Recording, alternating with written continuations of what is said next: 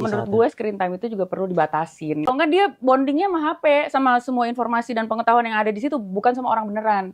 Karena menurut gue bonding sama manusia normal yang hidup begini nih, itu masih diperlukan buat kita manusia. Homo sapien itu tuh zamannya mereka hidup, ada juga Homo Neanderthal, Homo yang lainnya. Ya. Jadi spesies yang lainnya. Ya. Tapi yang survive ternyata Homo sapien. Iya. Karena satu kelebihan mereka adalah mereka itu hidup komunal. Iya. Jadi bersuku gitu, 150 orang, 200 orang dalam sebuah keluarga besar. Nah, kenapa mereka bisa ngumpul jadi satu grup itu? Karena ternyata mereka punya kebiasaan kalau malam-malam api unggun tuh mereka makan bareng, mereka cerita-cerita, mereka dengar cerita dari si nenek yang paling dituakan, dia kasih cerita ke anak-anak cucu-cucunya, dan dari situlah terjadi bonding orang person to person.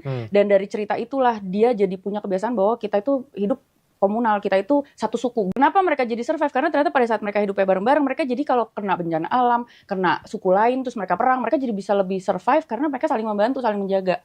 Dan spesies yang lain itu nggak ada yang survive karena nggak ada yang punya kemampuan untuk hidup komunal sebesar itu. Jadi teori gue adalah bahwa manusia itu sebenarnya punya bisa survive di dunia ini karena memang diciptakan secara komunal. Lo harus hidup secara sosial. Lo nggak bisa hidup sendirian doang hanya dengan benda yang bisa memberikan lo informasi.